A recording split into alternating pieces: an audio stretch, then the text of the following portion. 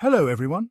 In this video, I'll be translating and summarizing the latest Urdu broadcast by Imran Riaz Khan to make it accessible for our English-speaking audience. Let's go through the key developments and insights in Imran Riaz Khan's words. The most important news so far is this. The Supreme Court of Pakistan has handed over the reserved seats won by Pakistan Tehreek-e-Insaf, or PTI, to the PDM, which is the Pakistan Democratic Movement, parties as spoils of war. We knew this from day one. Look, when the Supreme Court of Pakistan made a decision last year, its implementation was halted. This halt in implementation was done according to the wishes of the establishment. The Election Commission of Pakistan has... Right now, what is happening in the country is sheer bullying, hooliganism. The court gives a verdict. The full court of the Supreme Court of Pakistan issues a decision. But because that decision does not please the military establishment, the Election Commission is encouraged not to implement it. So, it doesn't get implemented. And for a whole year, no one even asked why the decision wasn't implemented. Instead, a review was filed. In the appeal for review, there wasn't even a solid case, yet a constitutional bench was formed, and we know that after the 26th constitutional amendment, the establishment created this bench to deliver rulings of its choice. They even brought in judges of their choosing. Judges were transferred and appointed, especially in the Supreme Court, Islamabad High Court and Lahore High Court. These courts were brought entirely under control by the establishment. And now, finally, the decision has come, the one we were all talking about. The total 78 reserved seats of PTI, both in provincial and national assemblies, these have been snatched and given to parties that, well, the people rejected. There is a party that won only 3 seats, but it will now get 11 reserved seats. Normally, a party that wins 3 seats gets only 1 reserved seat. But here, they win 3 and get 11. Imagine, the people rejected them. The people said, "We don't even want to see your faces," yet the judiciary and establishment are adamant that these seats must be handed over to them. January 13th, 2024, was the politically darkest day when the symbol of the bat, PTI's election symbol, was snatched from Pakistan's largest political party. It created a huge controversy around the elections. But on February 8th, Pakistanis responded forcefully. The people gave a humiliating defeat to the establishment and its puppets in the judiciary.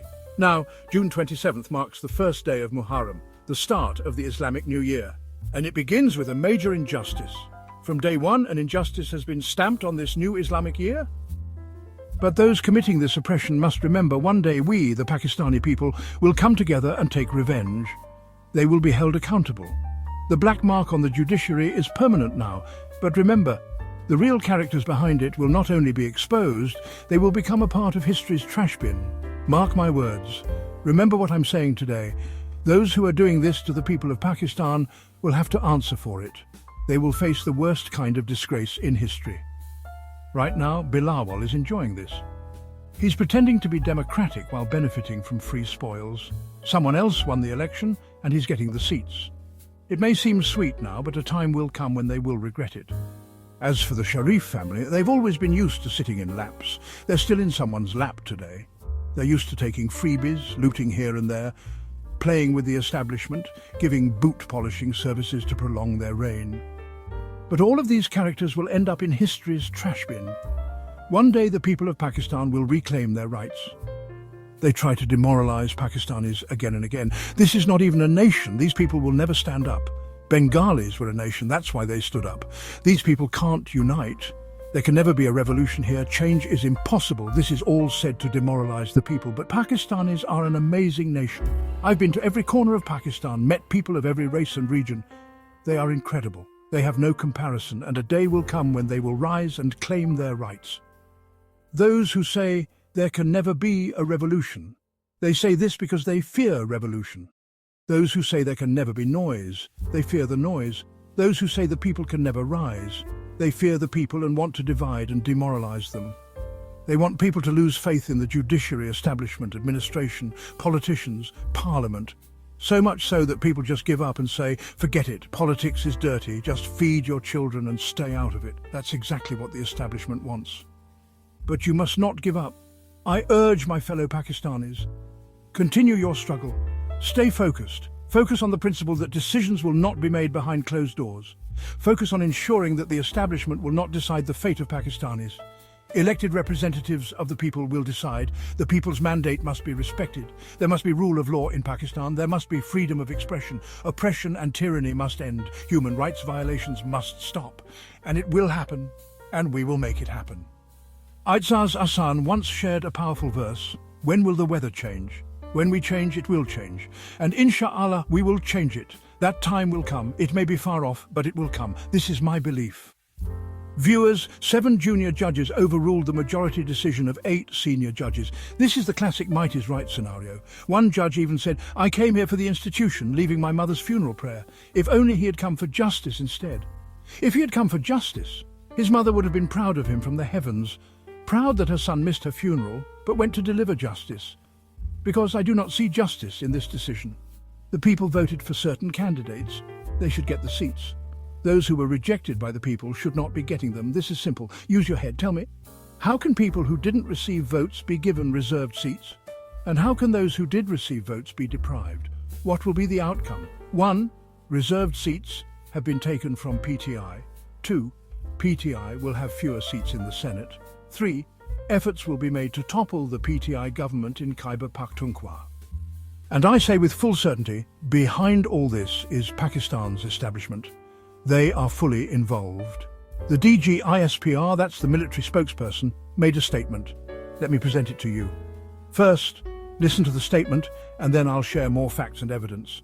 The DG ISPR says the army has no interest in talking to political parties. Really? Do you remember the manhole incident when politicians would secretly go to GHQ for meetings? Those same politicians now openly admit they met General Bajwa. They did meet him, recently. And even back then the DG ISPR claimed we have no role in politics, yet army officers were meeting politicians regularly. Now even General Bajwa himself has admitted it. Many politicians have testified to this. Fazlur Rahman, PMLN leaders, Mohammed Zubair, Shahid Kakan Abbasi, they all say the army is fully involved in politics. DG ISPR says we're clear. Politicians should talk among themselves. Don't drag the military into politics. But that's exactly the issue. The military must be taken out of politics. It is not the job of military leadership to interfere in politics. Yet we saw election banners and posters of political parties featuring the army chief. In the recent by-elections in S.Court, a candidate's campaign revolved around a photo with the army chief. He was fraudulently declared the winner. So who is involving the military in politics? Khawaja Asif himself says, this is a hybrid model. The army and government are running politics together. So yes, this is a hybrid regime. The army is making decisions. DG ISPR says we're not involved. But the defense minister, who is his boss, says the army is involved. He says General Bajwa was deeply involved. He says the entire establishment is involved. And they all say we will not spare Imran Khan because the establishment is against Imran Khan. The entire government is testifying to the military establishment's involvement. All the touts or the sycophants are acknowledging it.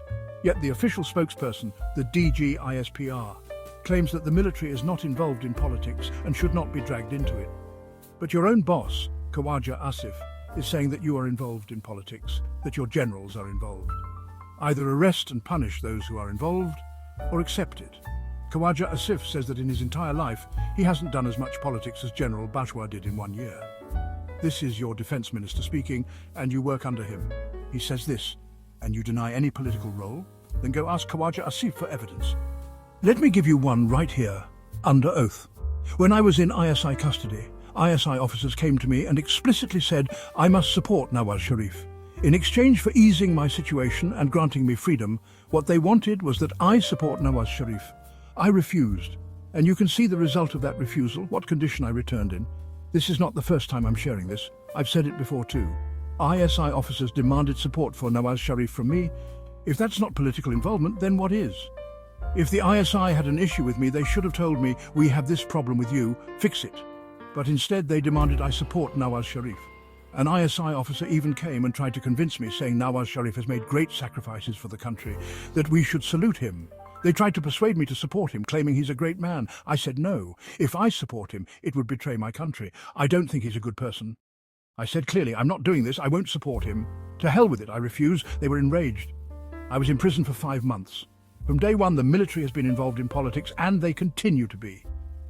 Tell me this. Why didn't Donald Trump meet the Prime Minister of Pakistan? Why did he meet the Field Marshal, the Army Chief, instead? Foreign policy is supposed to be the work of politicians, not the army. But the army did it. This is interference.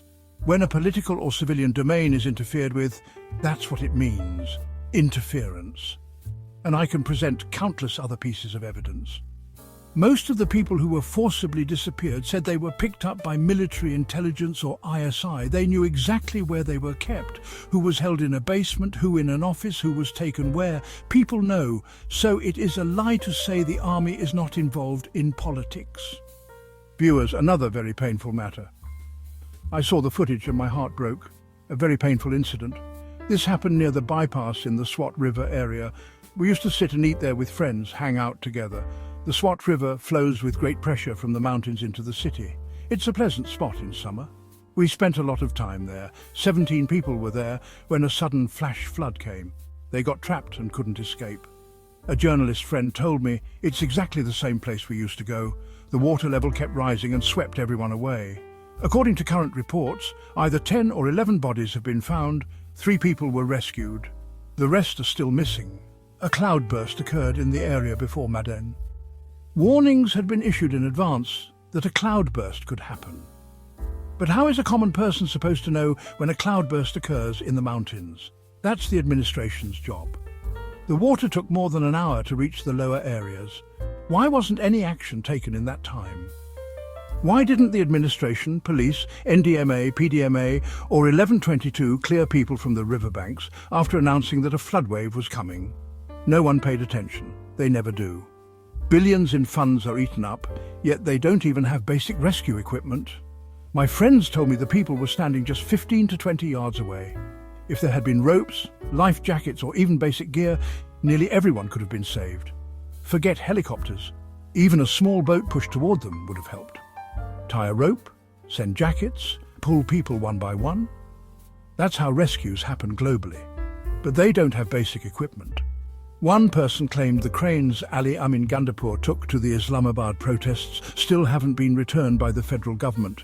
The rescue equipment from 1122 was never sent back. I'll verify this. If KPK's government hears this, please let me know whether your equipment has been returned. Even though the cloudburst was expected and water took over an hour to reach, no warning was issued. People were standing by the river. Tourists had no idea. 10 from S.Court, 5 from Mardan, 2 reportedly from Karachi. They were helpless. Just imagine if it had been Ali Amin Gandapur's child standing there. Would they have had to wait like that? If Shahbaz Sharif's son or granddaughter was there, crying for help, stuck between life and death for over an hour, could he forgive himself? Army chief too. Imagine if it were your child. I know it's not his job, but since the army interferes in all matters, I'm saying this. What if his child was standing in the water needing help and none came? Basic rescue equipment isn't some luxury. Afghanistan, which is far behind Pakistan in development, has a viral video showing helicopters rescuing people from floods. Even they could manage. Here, despite knowing in advance, nothing was done. For 90 minutes, people remained trapped. They weren't rescued. Even basic tube boats could have saved lives. The people weren't far. The few who survived were saved by local residents, not officials. The administration was missing. They eat up crores and billions from the budget and feel no shame. Human lives mean nothing to them. Just imagine for a moment. Ali Amin Gandapur, Shahbaz Sharif and the army chief. If your own child was standing in that water calling for help, would you not have sent a helicopter? One friend from Swat called me and said, when they needed to bomb us, the helicopter arrived in 15 to 20 minutes. But when we needed to be saved, no helicopter came. His voice was filled with pain. I'm relaying his voice to you. We have all the resources. The people pay taxes, but they are never used. Basic rescue equipment is missing. And this isn't some remote village. This is Pakistan's top tourist destination. Naran and Swat are the most visited places, followed by Galiat. There should be special arrangements here. Just a few days ago, people drowned in Shahi Bagh after a boat capsized. Again, no arrangements, no law, no order, no rules, no procedures. Departments have been created to promote tourism, entertainment, but they're doing absolutely nothing. Not even worth a dime. This is criminal negligence. There should be a murder case filed against the local DC, the administration, NDMA, PDMA, and the provincial and federal governments. If it were your child, you would protect them like a treasure. But the lives of ordinary citizens are treated like trash. These incidents are truly heartbreaking. When they happen, the government just distributes money, 50 lakh here, a crore there. Is that all? Instead, spend money to prevent deaths. invest in equipment and training to save lives. Where was the system? Where's the record of the salaries they take? Either admit you're embezzling the budget or show proof you're not even trying to save people. This is a deeply tragic and heart-wrenching situation. Even in a banana republic, such carelessness wouldn't happen. Just imagine it was your child. Imagine the fear and pain these people felt, fighting death, holding on to each other. Aren't you ashamed? That wraps up our translation of Imran Riaz Khan's video. I hope this English version helped you understand his message better. Please like, share and subscribe to Awami Lens to help our community grow.